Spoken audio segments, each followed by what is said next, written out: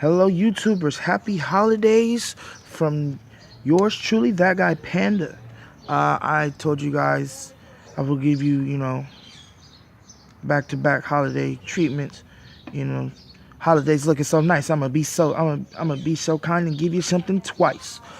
I'm giving you my Kagero Overlord deck profile. Yes, you see that drachma. Um, it's, give you guys this deck profile. I've been keeping up with this stuff. I've been keeping up with this deck for a little second. Finally decided to just say forget it and just build it. Built it, play tested. It's actually really strong. It's messed up to say, but this is basically the new Tier 0 deck. So without further ado, I'm just gonna give you guys this deck profile. Got you guys waiting. We're gonna start off with the starter. The starter is mandatory. Conroe. It feels so good to have him off that list. Where he can't be used as a starter. Conroe's our starter. No ifs, ands, or buts. Counterblast 1, retire this unit, search your deck for a grade 1 or less Kagero, reveal it to your opponent, put it in your hand, shuffle your deck. Kagero allows you to add any grade 1 Kagero, like any grade 1 Kagero. Whatever Kagero you need at that time and present, Conroe's your man. Off to the grade 3s. My grade 3 list. The grade 3s, I will explain to you the reasons why I'm playing so many. So we're gonna start off with the main grade 3 of the deck, the Destiny.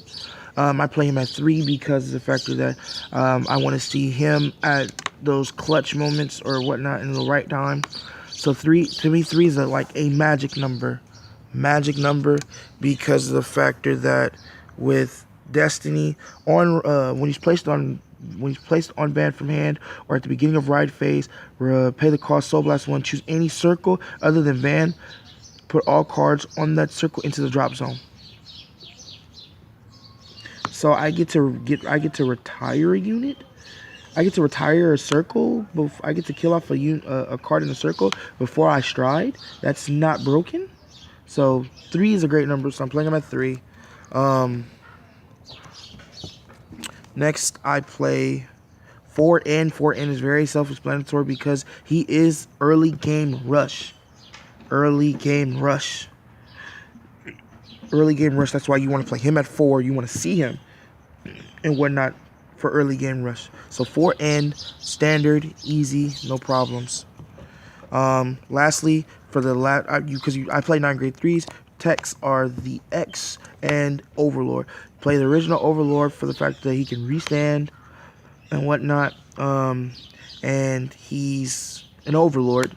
And then you play the X for the fact that you recycle your stuff in Legion and whatnot. So 1 of each. At first I was gonna do 2 end. Then I didn't like it. Then I was gonna try 2 Overlord. I didn't like it. So 1 X, 1 N. That's a great fit because they're both techs. So 1 of each. Next to the grade 2 lineup.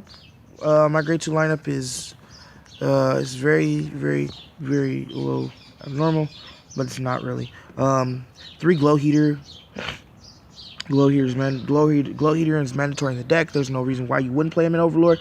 If he's placed on Van or Rear, choose a card from your hand, reveal it.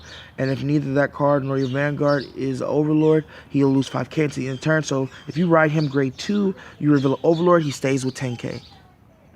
And then if you have a grade 4 Vanguard with Overlord and its original card name, this unit gets 2k for each card in your opponent's damage zone.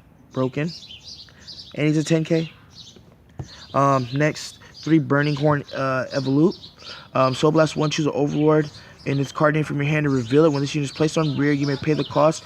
If you do, your opponent chooses a card. Your opponent chooses rear guard in the same column and retire it. Choose an opponent's rear guard in the same column and retire it. So yeah, why would you not? And then he does the same thing as Glow Heater, plus 2k if you have a grade 4 original Overlord Vanguard, if it's grade 4.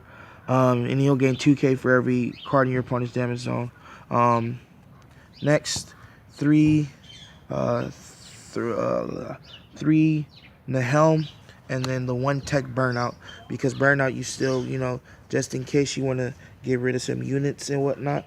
Like, just in case I want to kill that card and bounce back an Overlord to the deck now. You got to do that, so this is, the 1 tech, you don't want to see it unless you really need to get rid of a card on the board. So the 1 tech, so 3 in the helm, because the fact that he'll plus 2k if you have a Vanguard with Overlord in his name, and then if you have a grade 4 greater Vanguard, when it attacks, he'll gain 5k, so why not? He'll be 16k on his own.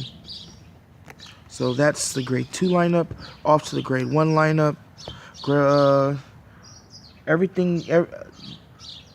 Basically my decks are like skeletons to help those that want to play the deck. Just use my my deck list as a skeleton. So off the back, you want to play 4 Protector of Dragon. I play Protector of Dragon because it's unflip and it's Protector of Dragon. Next, you gotta play Conroe. There's no doubt. When he's placed on rear, choose a grade 3 from your hand, reveal it. When he's placed on rear from hand, search your deck for a grade 3 with Overlord in its name, reveal it, put in your hand, and then shuffle your deck, and then choose a card from your hand and discard it. And then retire. Choose one of your Vanguards with Overlord and its card name. Until the end of the turn, it gets auto when this unit attacks counter charge 2. Free counter charge. Broken. Next, you play a grand total of 6 fodders. 6 grade 1 fodders. 3 of the Doombringer High Flame, and then 3 Lava Flow. Lava Flow is your fodder to ditch from hand. Lava Flow is your fodder to ditch from hand. Doombringer is your fodder to ditch on field. So yeah. So you have 6 fodders in total. So that's your grade 1 lineup. Oh, and Doombringer is actually pretty good, because when he's placed on rear, choose 2 cards with Overlord and its card name from your drop zone. Return them to deck. If you return 1 or more cards, shuffle the deck. If you return 2 cards, draw a card. So you get to eventually draw if you bounce back 2. So I don't see why you wouldn't play High Flame, the High Flame in the deck. So that's your grade 1 lineup. Your triggers is a little, 4 Fire Chaser, 1 regular crit. So you're playing 5 crit. You gotta play Gatling Claw at 4, mandatory. 1 Artique, because it's a draw trigger and you can throw it in Soul.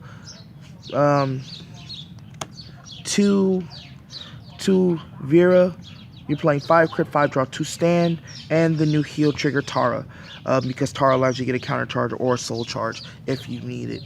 So your trigger lineup is 5 crit, 5 draw, 2 stand. This stand is amazing for the fact that when you retire something and it's already on board, say you deny Griffin somebody, you put this into the deck, shuffle, choose a unit plus a 10k. Target the van plus 10k. Why not? So this is your trigger lineup: 4 Fire Chase, 1 regular crit, 4 Gatling Claw, 1 Artique, 2 Vera, and then the 4 Tara. So 16 triggers. Next off is our G-Zone. Strides is your G-Zone is your personal preference and choice. Like I said, if you ever watch my videos or whatnot, you can use my videos as a skeleton or as a guide to help you, to see what you want to take out, what you want to put in. Just use, like I said, guys, use my deck as a skeleton. But onto the G Zone. For the G cards, we play 1 Divine Dragon Knight, Salam. We play 1 Assel or 1 Flame Dragon, Emperor King, Flassel Orb Dragon, 2 Denial Griffins, because it's Denial Griffin. Denial Griffin is mandatory. 1 Advanced Guard Dragon, because it's Advanced Guard Dragon. You kill grade 1 or less rested unit. You unflip something. You use this to unflip one of these 2, but you use this but you prefer to unflip this, because this plus 10k when he's placed on Guardian Circle for every open rearguard circle, and it's a Counterblast 1 cost. Now Griffin, you guys already should know. If not, Counterblast 1, when this unit is placed on Guardian Circle, choose one of your opponent's rearguards.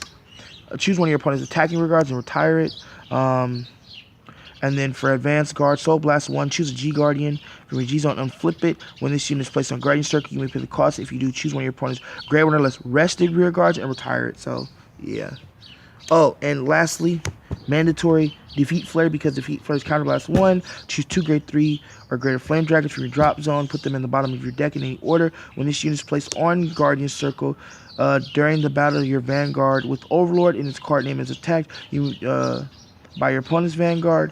You may pay the cost. If you do, retire all of retire all rearguards in your opponent's back row. So you get rid of a back row, and that causes less problems for you. So you're playing 6 G guards. 6 G guards, guys.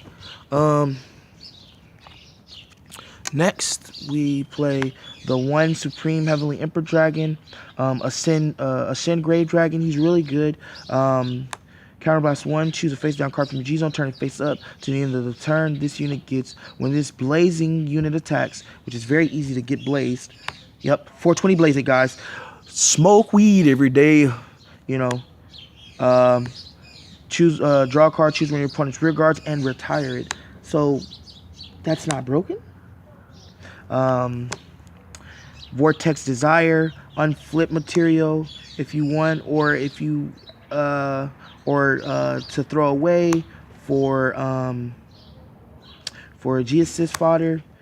You know, I don't play the GB8. I feel it's not necessary to play the GB8. I don't see any reason to. Me personally. 3 Ace. I play Ace at 3 because you use either one of these to unflip an Ace. Mandatory Purge at 4. No denying. 4 Purge, because Purge is a GOAT. Purge puts in work. Purge is that man, and Purge will help you go for game if you need to. You know, you get up to a quintet drive, so that's broken. So, and then you get to, you know, do amazing things and just ruin people's lives. And lastly, the Drachma, the boss daddy. Drachma. When this unit is placed on Van, you may pay the cost. If you do, retire all your opponent's units.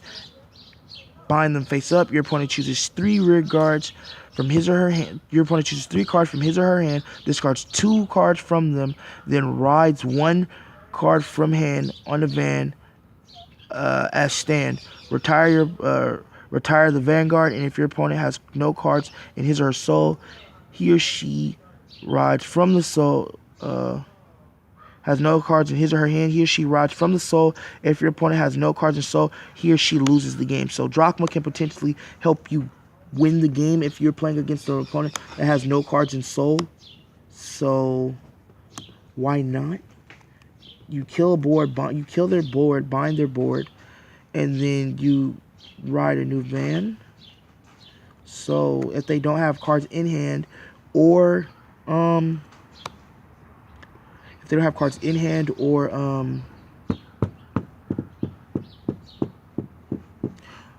cards in hand or sold, then they lose the game. I just had a serious drastic brain fart. Sorry, guys. But yeah, the Drachma to finish the game. You only go into Drachma if you know for a factor you have game right there. But thank you guys so much for watching. Hope you guys appreciate it. Like, comment, subscribe, smash the like button, hit the bell, you know, get all the fantastic notifications. And happy holidays, Merry Christmas. I wanted to give you guys a double treat. You know, I'm waiting on my SPs for my next deck. So when those come in, I will give you my next deck later. But until then, guys, hope you guys enjoyed. Like, comment, subscribe. Like I said, smash that like button. You know, hit that bell, get all the great notifications. Love you guys. Happy holidays, and peace.